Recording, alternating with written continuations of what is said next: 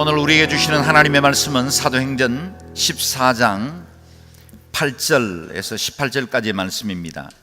14장 8절 말씀부터 저와 여러분 한 절씩 교독해서 받들어 읽겠습니다. 이는 하나님의 말씀입니다. 루스드라에 발을 쓰지 못하는 장애를 가진 한 사람이 앉아 있었습니다. 그는 태어나면서부터 걸어본 적이 전혀 없었습니다. 그는 바울이 말하는 것을 귀 기울여 듣고 있었습니다. 바울이 그를 유심히 보다가 그에게 치유받을 만한 믿음이 있는 것을 보고 큰 소리로 당신 발로 똑바로 일어서시오 라고 외쳤습니다. 그 말에 그 사람은 벌떡 일어나 걷기 시작했습니다. 사람들은 바울이 한 일을 보고 루가오니아 말로 소리질렀습니다. 신들이 사람의 모습으로 우리에게 내려오셨다. 그들이 바나바는 제우스라 부르고 바울은 주로 말을 하기 때문에 헤르메스라고 불렀습니다. 도시 밖에 있는 제우스 신전의 제사장은 황소들과 화환들을 성문 앞으로 가져왔습니다. 사람들과 함께 그들에게 제물을 바치려는 것이었습니다. 그러나 두 사도 바나바와 바울은 이 말을 듣고 옷을 찢으며 사람들 속으로 뛰어들어가 외쳤습니다. 사람들이여, 왜 이런 행동을 합니까? 우리도 여러분과 똑같은 사람입니다. 우리가 여러분에게 복음을 전하는 것은 여러분이 이런 헛된 일을 버리고 하늘과 땅과 바다와 그 안에 모든 것을 만드신 살아계신 하나님께로 돌아오라고 하는 것입니다. 과거에는 하나님께서 모든 민족들이 제멋대로 가도록 내버려 두셨습니다. 그렇다고 하나님께서 그분의 존재를 증언하시지 않은 것은 아닙니다. 하나님께서는 자비를 베풀어 하늘에서 비를 내려 때가 되면 열매를 맺게 하시고 넉넉한 양식을 공급해 여러분의 마음을 기쁨으로 가득 채워 주셨습니다. 함께 읽습니다. 바나바와 바울은 이런 말로 자기들에게 제물을 바치지 못하도록 그들을 간신히 말릴 수 있었습니다. 아멘. 비시디아 안디옥에서 복음을 전하다 박해를 받고 이고니온으로 옮긴 사도들을 이고니온에서는 또다시 복음에 반응하는 사람이 있었는가 하면 그들을 박해하는 사람들이 있었습니다. 그들은 박해를 피해 다시 루스드라로 사역지를 옮겼습니다. 사역지는 바뀝니다. 그러나 가는 곳곳마다 하나님의 나라는 임했고 믿는 자들, 제자들이 생겨나게 되었고 주의 교회들이 그 땅에 남았습니다. 반대가 없었기 때문이 아닙니다. 모든 사람들이 복음에 반응하고 환영했기 때문이 아닙니다. 어떤 박해, 어떤 어려운 핍박 중에도 고난을 두려워하지 않고 죽음을 두려워하지 않는 복음 증거자들이 있었기 때문에 하나님의 나라는 확장되었던 겁니다. 하나님이 이 세상의 모든 사람들이 다 복음에 반응하기를 원하십니다. 그러나 모든 사람들이 다 복음에 수용적인 건 아닌 것이 사실입니다. 어떤 땅들은 복음 전하는 자들에 대해서 핍박을 하거나 비자를 주지 않거나 추방을 하기도 합니다. 또는 위협을 가하기도 하고 자기 민족에게 복음을 전하다 죽임을 당한 사람들도 많이 있습니다. 그러나 하나님의 나라는 멈추지 않습니다. 그 운동력은 계속해서 죽음을 두려워하지 않고 복음을 더 큰 것으로 여겨 증가하는 사람들을 통해서 전파되고 있었다는 것입니다. 이제 루스드라 땅에서도 그 역사들이 계속 전개되고 있습니다. 8절 말씀 다시 읽겠습니다. 시작.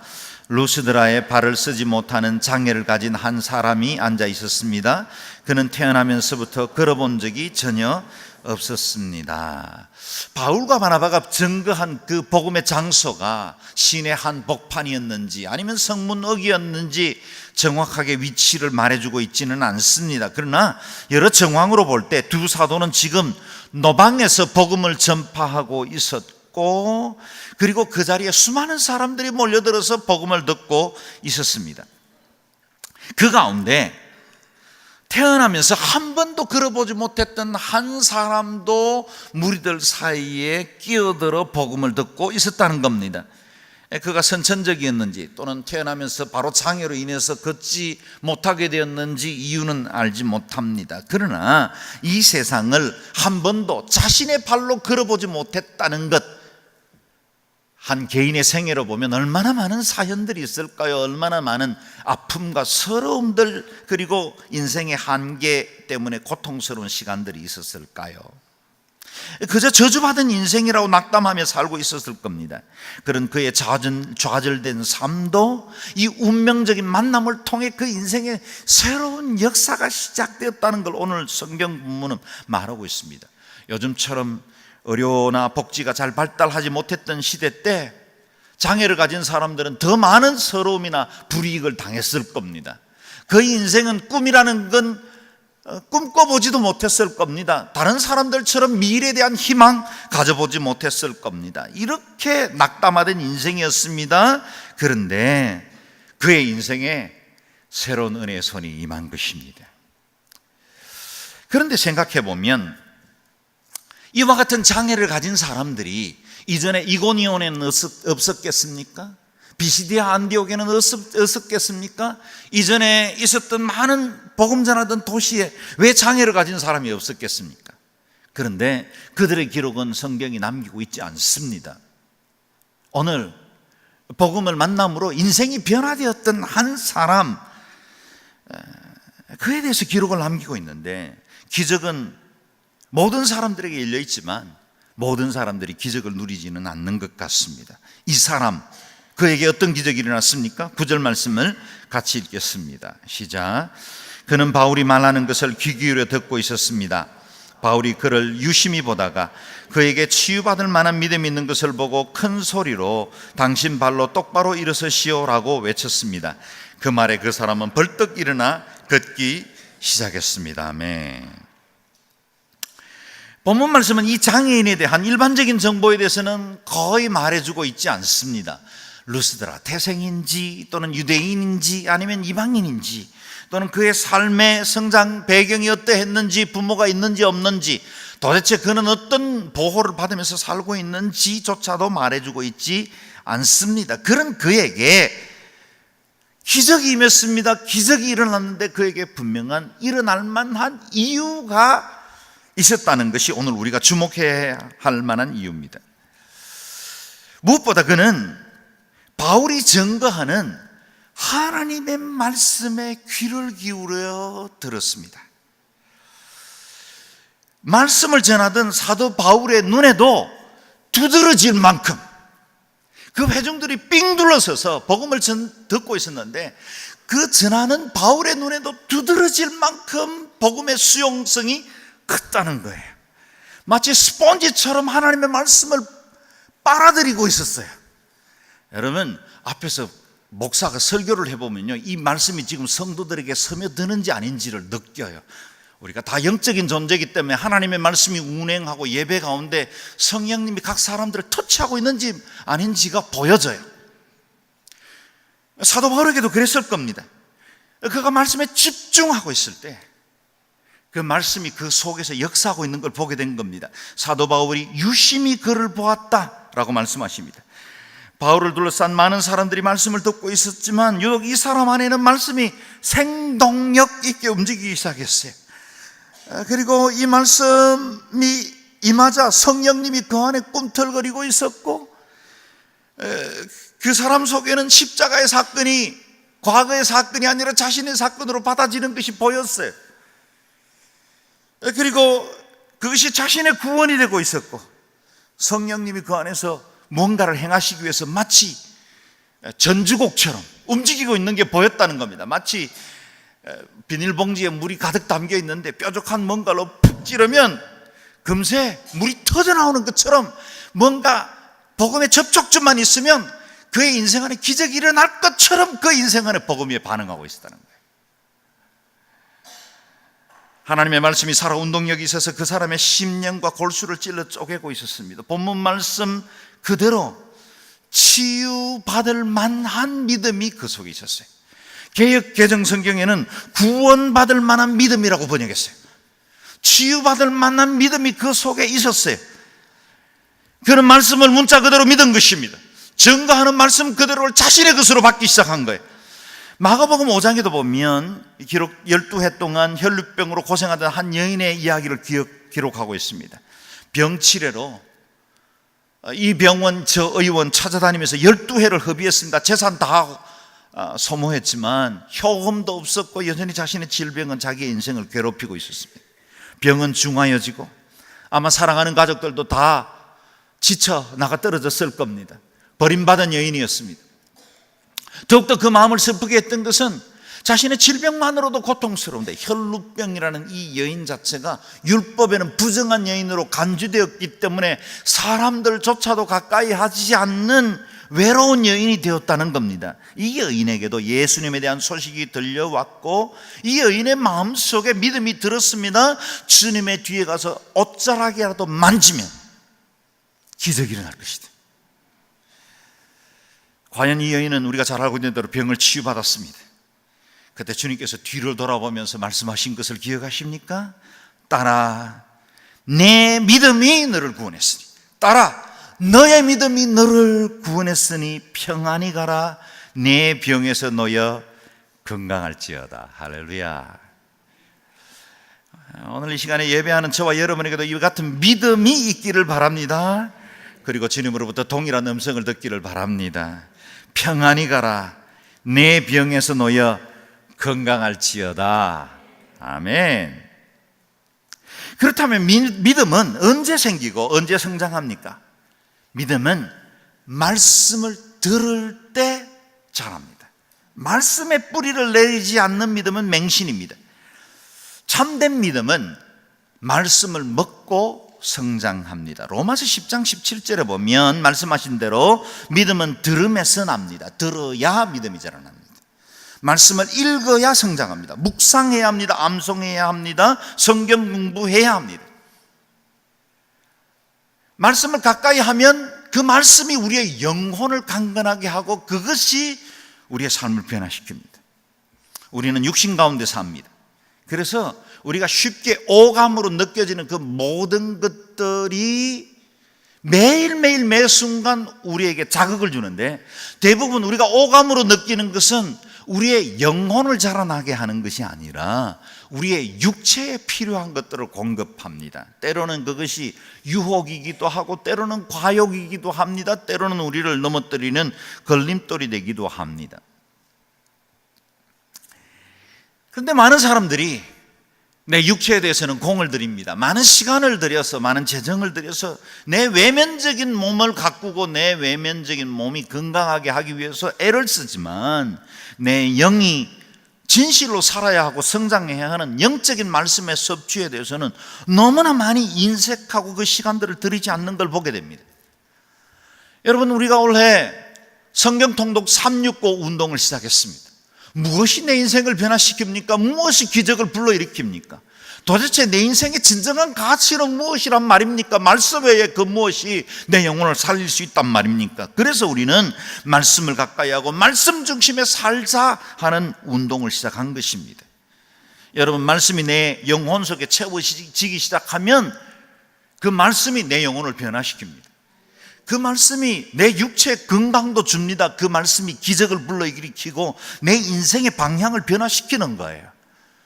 사랑하는 자여, 내 영혼이 잘됨 같이 첫 번째 박자가 잘 돼야 돼요.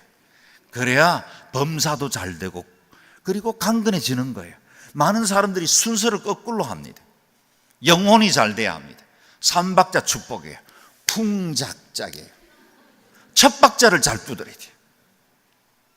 첫 박자를 제대로, 영혼이 잘됨 같이 범사도 잘 되고 육체도 강건해지는 거예요. 여러분의 영혼이 강건해지기를 주의 이름으로 축원합니다. 말씀 더욱더 사모하고 말씀 붙드는 인생 되기를 바랍니다. 바울은 나면서 안전뱅이 된 이 사람 안에 말씀이 임했고 그것이 믿음을 불러일으키고 그것이 안에서 역사하는 것을 보기 시작하고 그리고 그를 향해서 큰 소리로 외칩니다. 당신 발로 똑바로 일어서시오. 여러분, 이건 얼마나 혁명적인 이야기입니까? 당신 발로 똑바로 일어서시오. 내 발로는 한 번도 일어서 보지 못한 사람입니다. 언제나 누군가의 도움을 받아야 했습니다. 누군가의 그 구걸할 때 인정과 그 동정이 아니면 먹고 살지 못하던 사람입니다. 내 인생이 내 마음대로 살아가지 못했던 거예요. 내가 태어난 루스드라였어요. 내가 살고 있는 이 땅이에요. 그런데 그 루스드라 시내를 내 발로는 한 번도 걸어보지 못했던 사람이에요. 그런데 놀랍게도 사도 바울이 선포하기를 너의 발로, 다른 사람의 도움이 아니라 부모님 물려준 혜택이 아니라, 주변의 환경이 만들어준 축복이 아니라 너의 발로 일어서라. 너의 발로. 믿는 둥 마는 둥 언제나 적당히 믿던 그 얄팍한 신앙으로 있지 말고 너의 발로 일어서라. 모태신앙이기 때문에 그동안 누군가의 기도로 인해서 살아오던 신앙이 아니라 너의 발로 신앙적으로 일어서라. 그동안 좌절하고 낙담하고 이것이 운명인 줄 알고 이것이 내 삶의 굴레인 줄 알고 살던 너의 한계에서 일어나서 너의 발로 일어서서 너의 도성을 뛰어나고 너의 비전을 향해 다름질하고 너의 사명을 향해서 달려가라고 말씀하고 있는 것입니다. 여러분, 우리의 인생 안에 그동안 무엇 때문에 안전뱅이가 계십니까? 무엇으로 여러분의 울타리 안에 갇혀 계십니까?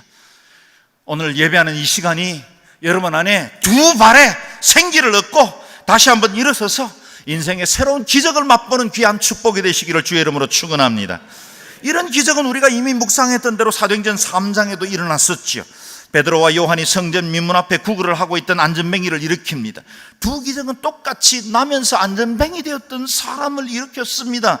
그 사람들을 일어나서 기적을 보았던 점에는 동일합니다. 그런데 이 두 기적은 방향이 조금 다릅니다.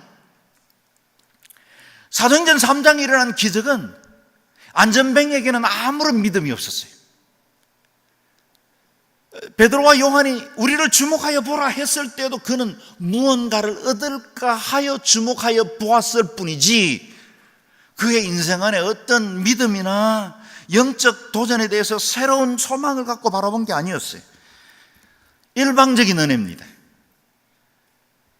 기적을 일으키는 자 안에 있었던 그 능력과 믿음이 그대로 믿음 없는 사람들에게 임한 거예요. 믿음은 이렇게 일방적으로 은혜로 임하기도 합니다. 오늘 우리가 보았던 사람은요, 그 사람 안에 있는 믿음이 작동한 거예요. 기적은 두 가지 방법으로 일어나요. 이럴 수도 있고 저럴 수도 있어요. 나는 무엇보다 여러분 안에 그런 같은 믿음이 준비되기를 바라고, 또 그같이 이 말씀이 선포될 때 여러분의 심령 안에 있는 믿음이 그 말씀과 반응함으로 여러분 안에 두 발로 일어서 하나님의 새로운 기적을 맛볼 수 있기를 주의 이름으로 축원합니다. 성전 미문 앞에 앉아있던 구걸하던 사람은 믿음조차 없었지만 베드로와 요한이 손을 잡아 일으킵니다. 내가 구하는 은과 금은 내게 없거니와 내게 있는 나사렛 예수의 이름으로 일어나 걸어라. 할렐루야. 그때 그의 발과 발목에 힘이 오르기 시작했고 그는 성전 안을 뛰어다니며 한 번도 해보지 못했던 하나님을 찬양하는 삶이 되었습니다. 우리 하나님은 어제나 오늘이나 영원토록 동일하십니다. 성경 안에 일어났던 기적은 과거의 기적으로 그치지 않아요. 우리 하나님은 그때 역사하셨던 그 하나님으로 동일하게 우리 가운데 계시고 우리 안에 역사하시는 줄로 믿습니다. 그러나 여러분, 우리가 경험한 대로 이 능력과 기적은 모든 사람에게 나타난 것은 아닙니다. 기적을 위해 준비된 사람에게 나타났고 또 그 기적은 하나님께서 당신의 영광을 반드시 드러내야 할 필요한 때에 일어납니다. 기적이 뭡니까? 기적은 자연 원리를 거스르는 것입니다. 자연 원리도 하나님이 창조하신 질서예요. 하나님은 때때로 자신의 창조하신 질서조차도 깨뜨려서 기적을 보이기도 하십니다. 그러나 일상적으로는 기적을 깨시는 것이 하나님의 뜻은 아닙니다. 그렇기 때문에 특별한 은혜, 특별한 능력을 사모하는 기적을 구할 때는 하나님의 뜻이 있어야 됩니다. 하나님의 뜻. 동시에 내 안에 있는 믿음이 역사해야 합니다. 그때 하나님의 이 두 가지가 만날 때 영광을 드러내고 하나님의 기적을 볼 수 있어요. 오늘 예배하는 저와 여러분에도 이와 같은 기적이 자연 질서를 거스려서가 아니라 하나님의 영광을 위해서 드러나는 축복이 있기를 주의 이름으로 축원합니다. 말씀 앞에 내 상식과 이성이 무너져야 합니다. 염려와 근심, 부정적인 생각들 내려놓아야 합니다. 슬픈 운명들 내 안에 스스로 한계 지워졌던 그 모든 제한들 내려놓을 때 기적이 일어납니다. 믿기만 하십시오. 기적을 일으키는 인생이 되시기를 바랍니다. 스스로 제한하던 모든 한계를 뛰어넘을 수 있을 것입니다. 주님은 말씀하십니다. 할 수 있거든이 무슨 말이냐? 믿는 자들에게는 능치 못할 일이 없느니라. 아멘. 오늘 예배하는 중에 저는 이 자리를 떠나기 전에 여러분 안에 기적, 치유하는 기적이 있기를 바랍니다. 말씀 임할 때 우리의 육체의 장애가 사라지고 찬양 중에 우울증이 먹구름처럼 그냥 밀려나가고, 불면증에 시달리거나 마음에 염려와 불안하던 사람들이 오늘 예배하는 중에 그리스도 안에서 새 힘을 얻고 하나님 앞에 담대한 자로 일어설 수 있기를 바랍니다. 그리고 여러분을 괴롭히던 그 더러운 귀신들이 오늘 이곳에서 떠날 수 있기를 바랍니다. 우리의 마음과 심령을 괴롭히는 이 망령된 귀신들은 묶임받고 떠나갈지어다. 주님의 은혜와 능력을 신뢰하십시오. 믿음으로 일어서십시오. 뛰어다니십시오. 사람들 앞에 살아계신 하나님을 증거하는 믿음의 사람들 되기를 바랍니다. 루스드라에서 이 전무후무했던 기적을 본 사람들은 너무나 놀라 소리를 지르기 시작했습니다. 11절 12절 말씀을 같이 읽겠습니다. 시작. 사람들은 바울이 한 일을 보고 루가오니아 방으로 소리질렀습니다. 신들이 사람의 모습으로 우리에게 내려오셨다.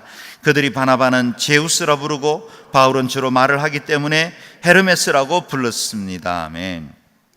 사도 바울과 바나바가 말씀을 전할 때 사용한 언어는 당시의 국제적인 통용어 헬라어, 그리고 일반인들이 사용했던 코인의 정도의 언어였을 겁니다.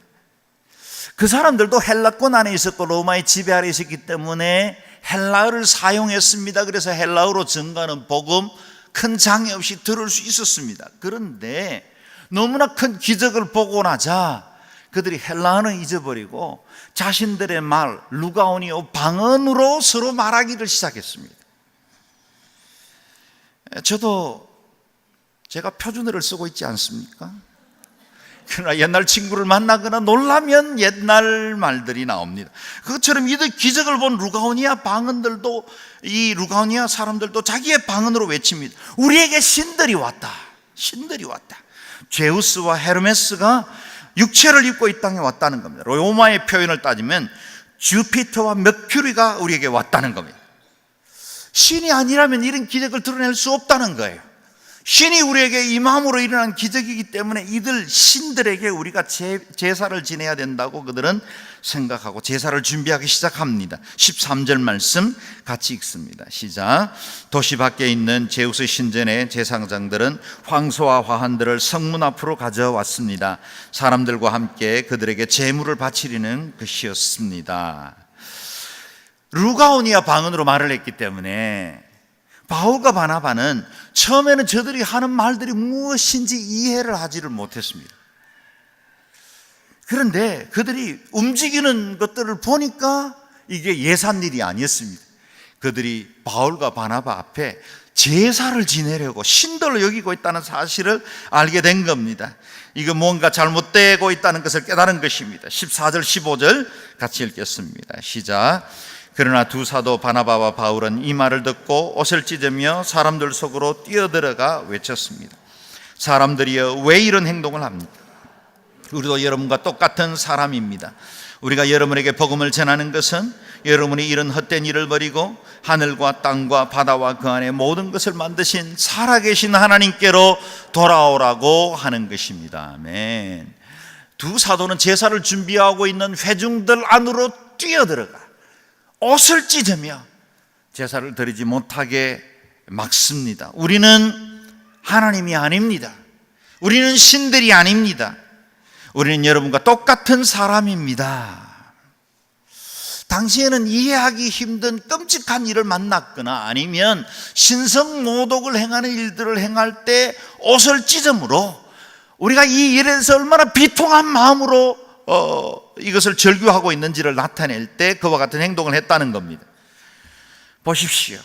하나님의 아들 그리스도께서 이 땅에 오셔서 사람의 형상으로 오셨고, 그리고 인류를 위해서 수많은 생명의 말씀과 기적을 드러내고 마지막으로는 십자가에 못 박혀 돌아가시고 부활하셨는데도 사람들은 하나님의 아들 앞에 제사를 드리거나 그분을 경배하지 않았습니다. 자기 백성이 영접하지 않은 것입니다. 오히려 십자가에 못 박고 말았습니다.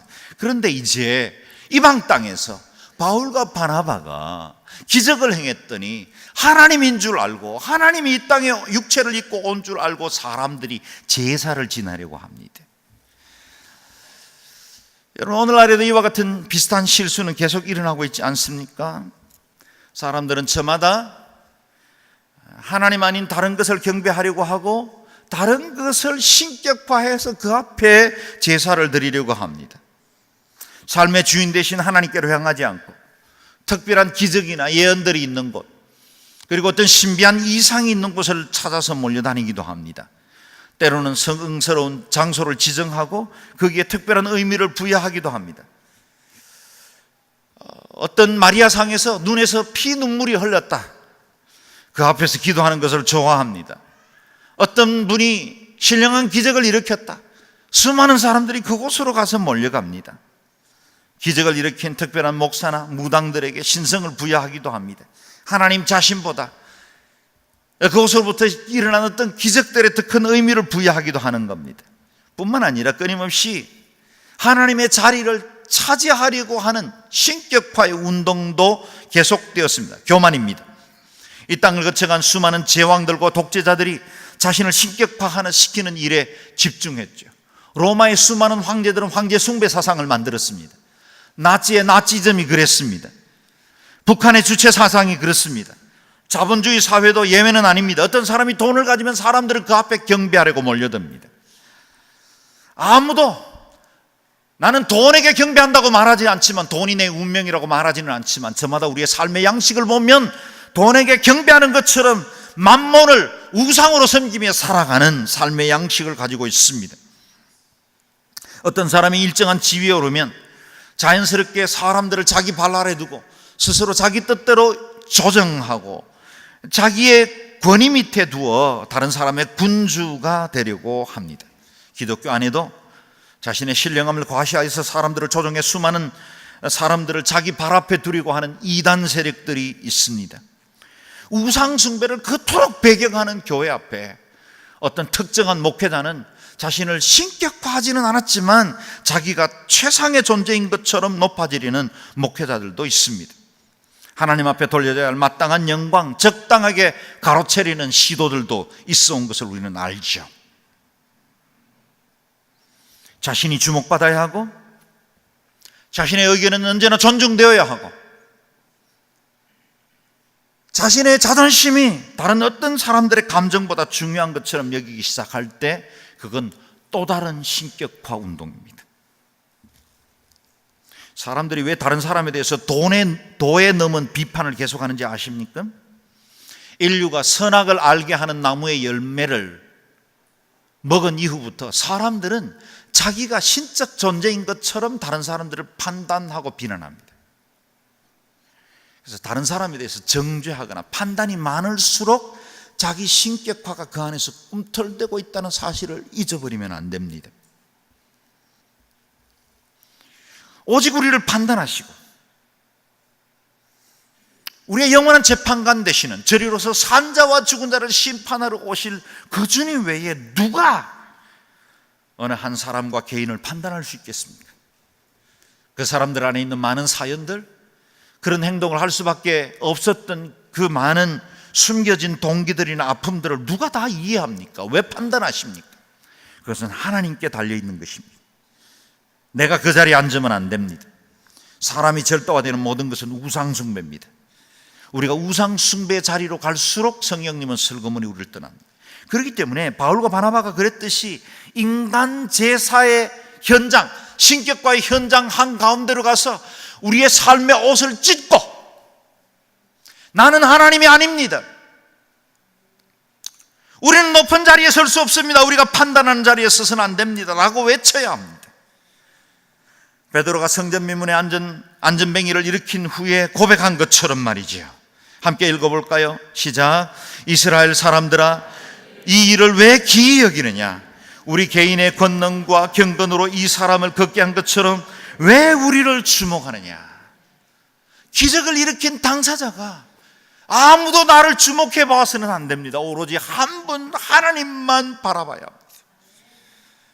섬길 자를 바로 알아야 합니다. 오로지 한 분 하나님께만 경배하고 주님 한 분만 하나님 되게 해야 합니다. 그 고백이 저와 여러분에게 늘 있기를 바랍니다. 16절 17절 말씀 같이 읽겠습니다. 시작. 과거에는 하나님께서 모든 민족들이 제 멋대로 가도록 내버려 두셨습니다. 그렇다고 하나님께서 그분의 존재를 증언하지 않으신 것은 아닙니다. 하나님께서는 자기를 베풀어 하늘에서 비를 내려 때가 되면 열매를 맺게 하시고 넉넉한 양식을 공급해 여러분의 마음을 기쁨으로 가득 채워 주셨습니다. 아멘. 그렇습니다. 하나님을 믿든지 안 믿든지 우리의 태도와 상관없이 하나님은 하나님이십니다. 어떤 믿지 않는 사람들이 하나님을 부인하고 또 신적 존재에 대해서 긍정하지 않고 그에 대해서 비난한다 할지라도 여전히 하나님은 하나님이십니다. 세상과 온 우주를 창조하시고 다스리시고 주관하시는 유일한 분이 저와 여러분의 아버지십니다.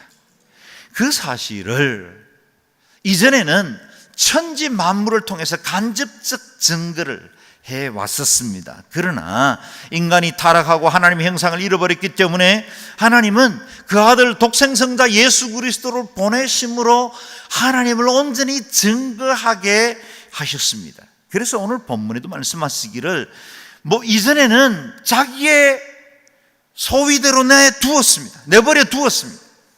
그러나 이제는 그렇게 하지 않습니다. 아들 예수 그리스도 그를 통해서만 참되신 하나님을 증거하게 하셨습니다.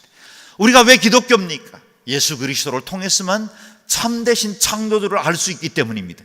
왜 저와 여러분이 예수 그리스도의 이름으로 기도합니까? 그분 외에는 아버지께로 올 자가 없기 때문입니다.